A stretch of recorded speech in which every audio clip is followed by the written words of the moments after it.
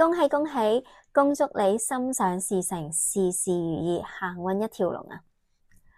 每個人都想自己行好運，所以喺新年嘅時候，我哋都會入廟拜神同埋祈福，祈求新嘅一年呢，事事如意，好事連連，大吉大利。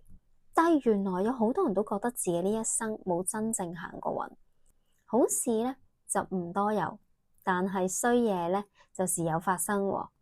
例如冇中獎命啦，買極六合彩都唔中，抽獎呢抽極都抽唔到我嘅。但係唔好嘅嘢呢就接二連三咁樣發生，仲時不時破財。好似喺工作上或者你創業嘅時候，你會發覺明明自己好用心同好努力咁樣去經營，但係都總係有好多阻滯嘅。升職加薪唔輪到自己啦，但係辛苦嘅嘢呢就一定有自己份喎。明明個客應承咗會幫你簽單，點知轉個頭呢就話俾你聽佢唔開單。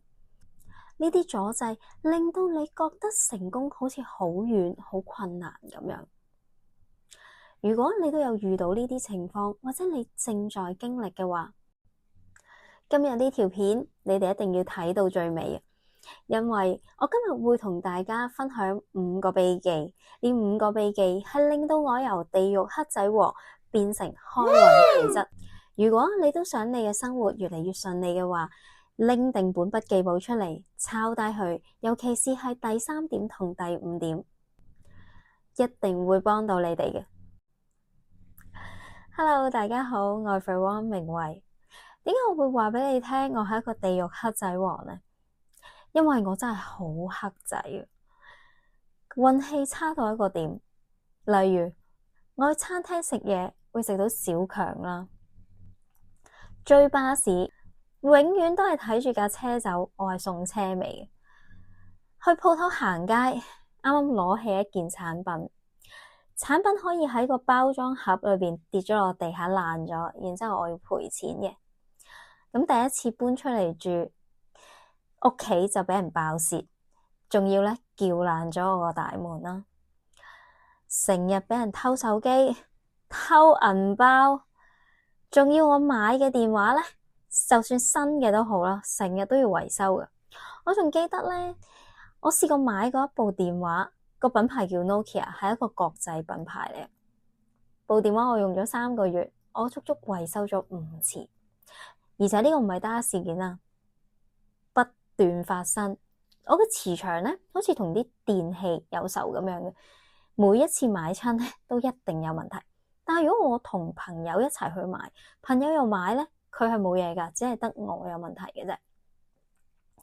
咁我喺我生命之中咧，有大大小小會破財嘅事情係出現咗，身體又唔好啦，成日都病啦，我要去睇醫生啦。因為我以前咧係做美容嘅，好多年前。咁我係一個200%付出型嘅人嚟嘅，因為我覺得如果我要工作咧，我就要將嗰件事做到最好。老闆同我都係同一條船，老闆好，公司好就等於我好。咁我做美容，我哋成日都要幫啲客人做 treatment，忙到其實你係冇時間食飯嘅。咁我係試過一盒飯我食5次，食到最尾其實盒飯已經凍到食唔到，我係掉咗佢。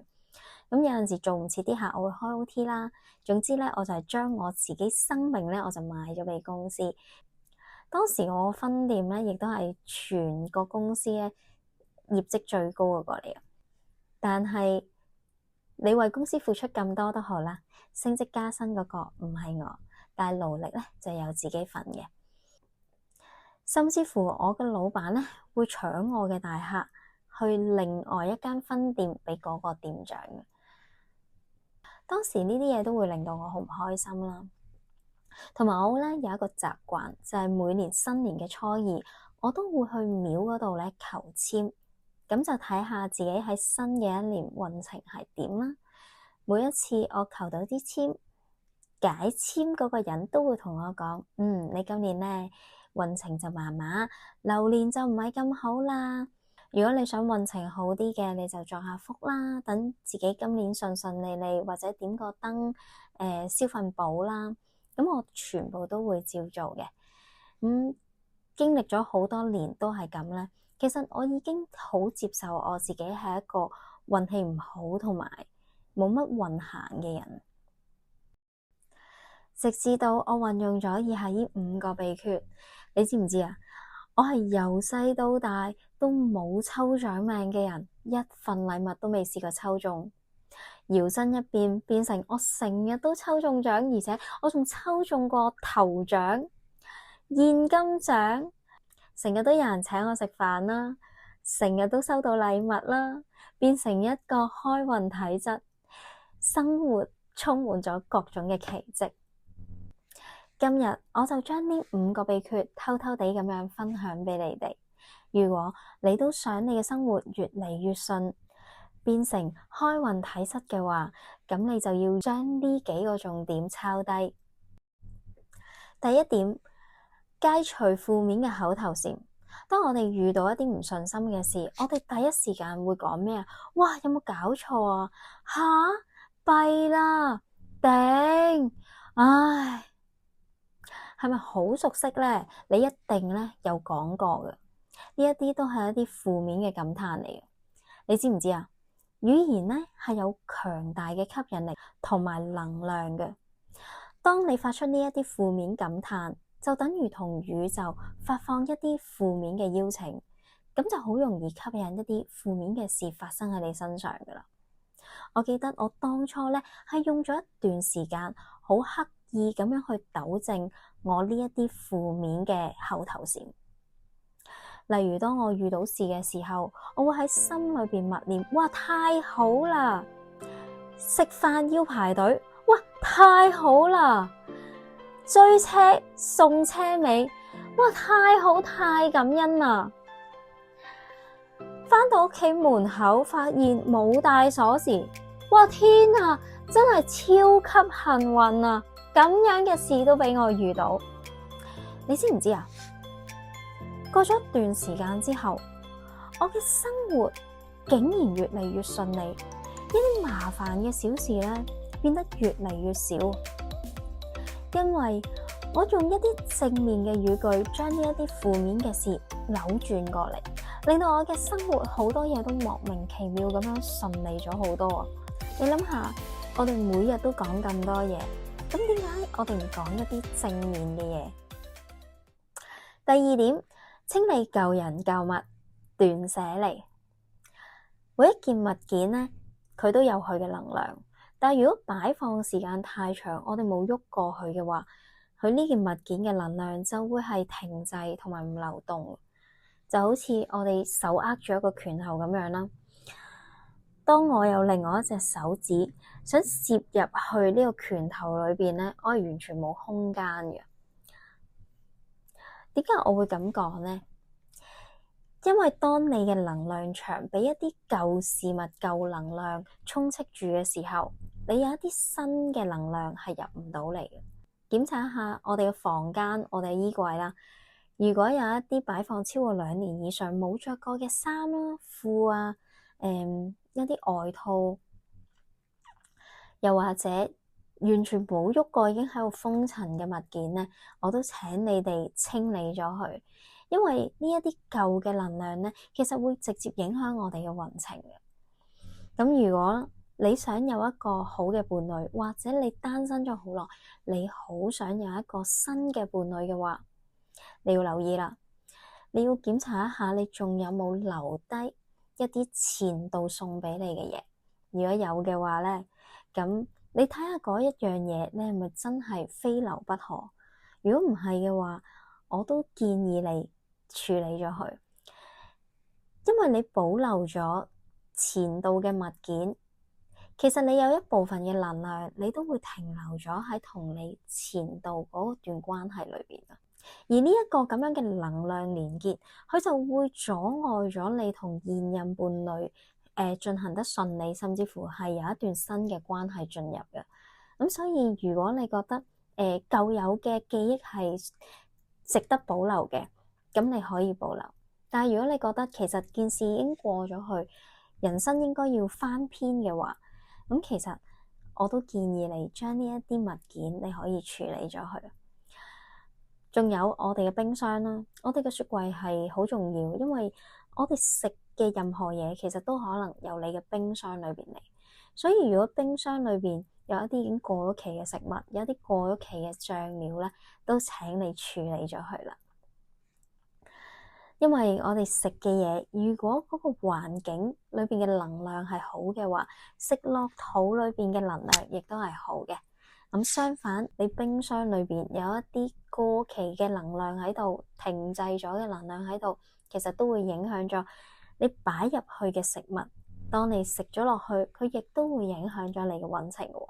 仲有嘅係我哋嘅手機啊，係時候要檢查一下我哋手機上邊係咪有好多陌生人嘅電話號碼，或者係啲 WhatsApp 啊、微信嘅信息，同埋有好多我哋從來冇聯絡嘅人，呢一啲咧都係一啲停滯嘅能量。咁我哋咧係時候去處理一下啦。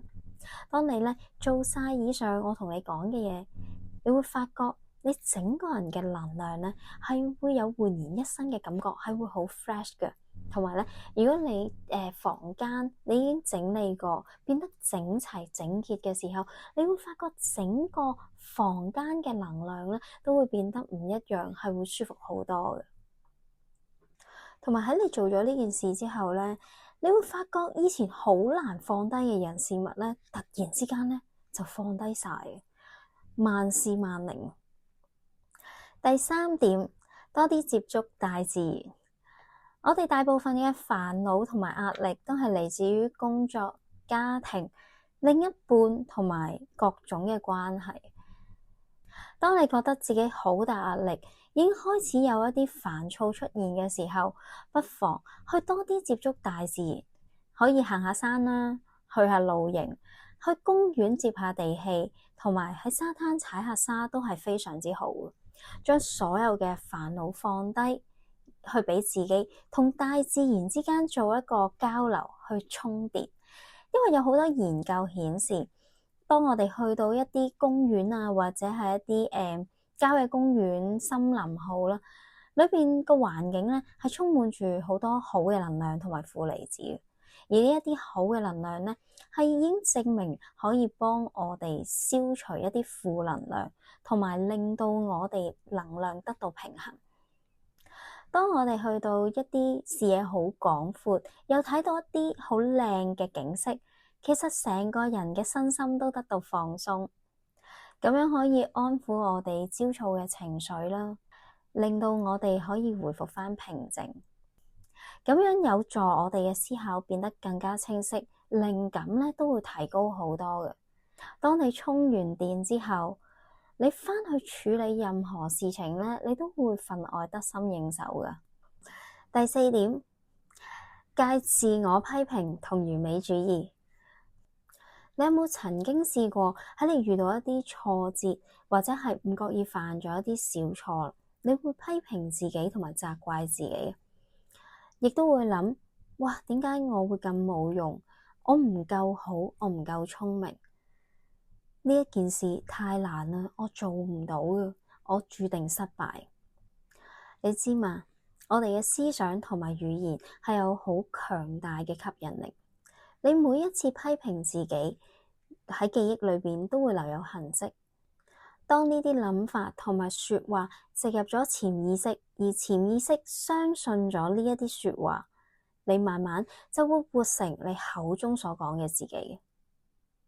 我曾經都係一個好鍾意批評同埋責怪自己嘅人，因為我係喺一個重男輕女嘅家庭長大，而且我係大家姐，所以喺我嘅世界裏邊，我係唔可以犯錯。每當我嘅目標不似預期嘅時候，我就會同自己講：哇，點解你可以咁冇用嘅？我真係唔夠聰明，我永遠都唔夠人哋咁叻。所以當時嘅我其實個能量好差。因為我整個世界都係灰色嘅，對於我嚟講，我做嗰樣嘢唔夠人好嘅時候，我就要犧牲我自己嘅愛好，加倍努力咁樣去做好呢一件事。所以當時我嘅生活係一啲都唔開心嘅，同埋我身邊有好多唔好嘅事發生喺我身上，所以頭先你聽我講地獄黑仔王嗰啲事，仲有好多好多我係冇講到出嚟嘅。我同啲朋友一齊影相，張相係彩色，但係你好明顯睇到自己咧個顏色係偏暗偏灰。但係我唔知呢一樣嘢係咪每一個人都睇到，我自己咧就好明顯睇到，甚至乎我有一啲朋友佢個能量好差嘅時候，佢影相出嚟我都睇到係偏灰、偏暗、偏青嘅。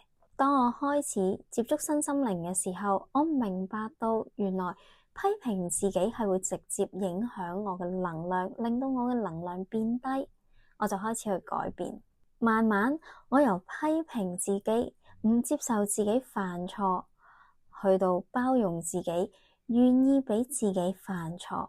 當然，即係呢啲唔係一啲好嚴重嘅錯啦，喺工作上邊偶有出錯，或者接觸一啲新嘢嘅時候會出錯，呢啲都係好正常嘅事，係咪？因為我哋每一個人一出世，唔係樣樣嘢都識嘅，所有嘅嘢我哋都係由零慢慢開始學習，就好似我哋學行咁樣，我哋唔係一開始學行就可以企起身，然之後跑步，唔係噶嘛。我哋係慢慢由開始識得轉身、爬行，然之後嘗試企起身，跌倒，再起身，再跌倒，然之後經過不斷咁樣重複練習，我哋先至識得行路，然後再去到跑步，係咪？其實我哋做任何事同樣都係，雖然我哋參考到人哋嘅經驗，但係我哋真真正正去自己練習、去實踐嘅時候，總係有機會出錯。點解我哋唔可以去包容自己呢？去接納自己呢？由嗰時開始，每當我覺得嗰件事做得唔夠好或者未如理想嘅時候，我會由批評改變成為我會同自己講：明慧，你今次做得好好喎，我知道你已經盡咗你最大嘅努力，一切都好好，非常之好。我哋睇下有啲乜嘢可以提升，令到下一次做得更加好啊！然後我就會俾一個大大嘅擁抱自己，攬住自己，俾愛自己同鼓勵自己。慢慢你會發現你嘅能量變得唔一樣，你會變得更加有自信，更加有光彩。仲有一樣嘢咧，係你個人會越嚟越靚，整個人嘅能量會變得越嚟越好。第5點係要讚美自己同肯定自己。你每一日讚美自己幾多次啊？冇？吓？其實真係一啲都唔出奇，因為傳統嘅中國人冇讚美自己嘅習慣，好正常。我哋喺一個華人社會嘅教育制度底下，你做得好係應該，因為老祖宗教我哋做人要謙虛。但係你做得唔好，或者你犯錯，你就需要接受批評同埋被懲罰。其實呢一種傳統嘅教育觀念，令到我哋嘅心靈造成咗唔同層面嘅傷害。講真，當你做得好嘅時候，你係冇受到表揚，但係當你犯錯嘅時候，受批評係必然嘅事。你試諗下，當你成日都俾人批評或者係俾人罰嘅時候，你會唔會開心啊？我哋唔開心嘅時候，你嘅能量咪會偏低咯。喺顯化上邊，心輪嘅角色係好重要，因為心輪係講緊愛嘅能量。當你越愛自己，你越接受自己嘅時候，你識得愛自己，等於識得愛人，心輪嘅能量就會流動。但係你批評自己，你排斥自己，去懲罰自己嘅時候，你心輪嘅能量就會慢慢停留，亦都好容易出現阻塞。而我哋喺一個唔夠膽肯定自己嘅時候，每做一件事就變得提心吊膽，因為你唔知道自己做緊呢一樣嘢其實啱唔啱嘅，會唔會出錯。慢慢你就會發覺你做事咧會小心翼翼，變得好冇安全感。所以讚美自己其實喺提升能量同埋提升整個人嘅自信係非常之重要嘅。我哋可以喺朝頭早起身刷牙嘅時候，出門口之前同埋臨瞓之前呢，我哋對住塊鏡，望住鏡裏邊嘅自己，同自己講一啲肯定自己、讚美自己同鼓勵自己嘅說話。例如我會成日同自己講你先講咗你自己個名叫咩咩名先啦。咁我係明慧，我係 Veron， 我會同自己講Veron， 明慧，你今日真係做得好好啊。你咧今日一定會好幸運，你一定會有好事發生嘅。哇，你今日咧咁靚嘅，哇，點解你咁成功嘅？哇，點解你咁幸運嘅？諸如此類，總之你想講自己，你想對自己講啲咩，你就同自己講啲咩啦。你想自己好成功嘅，你就同自己講，哇，點解你今日咁成功嘅？哇，點解你咧生意咁好？點解你業績咁好嘅？你每日對住塊鏡同自己講呢啲說話5分鐘到10分鐘，慢慢你會發現咧，你成個人嗰個精神氣係會唔一樣嘅，你個自信會提高咗好多，你神采飛揚，同埋你會發覺咧，你越嚟越有光彩嘅個人。行出嚟咧，你嗰個步伐都大風嘅。你唔好睇小呢一招，呢一招真係好有驚喜。你相信我，你一定會有好大嘅改變。嗱，5個改變我運氣嘅秘訣，我就已經講咗俾你聽啦。係時候考一考你哋，睇下你哋仲記唔記得啦？講唔講得出係邊5招咧？考下你哋仲記唔記得係邊5個小秘訣咧？第一就係戒除負面嘅口頭禪，由死啦弊啦改成哇太好啦，太幸運啦。第2點係清除舊人舊物，將一啲擺咗喺屋企超過2年以上冇用過嘅嘢，冇着過嘅衫，甚至乎一啲過期食物咧，你都清理咗去，將一啲舊能量咧掉咗去，唔好再留低喺度啦。第3點就係多啲接觸大自然啦，我哋可以去行下山啦、露營啦、去公園踩地氣，幫自己清除負能量同埋充電。第4點係戒掉批評自己，要學習尊重同接受自己。第5點就係肯定自己，每日對住塊鏡用5至10分鐘嘅時間去讚美自己、鼓勵自己同埋肯定自己。呢5個小秘訣已經幫咗我大大咁樣改變我嘅運程。希望你哋都可以透過不斷練習去改變你哋嘅運程。好啦，今日嘅內容咧就分享到呢一度啦。如果你都中意依類型嘅內容，請你喺我呢一條片下邊按讚、訂閱我嘅頻道，同埋打開通知嘅鈴鐺，咁你哋就可以第一時間收到我最新影片上傳嘅通知，同埋 share 俾你身邊嘅朋友啊。我係 Veron 明慧，祝福你哋生活越嚟越順暢，生活上邊每一個層面都越嚟越好，活出理想嘅生活。我哋今集就講到呢一度，下一條片再見啦，拜拜。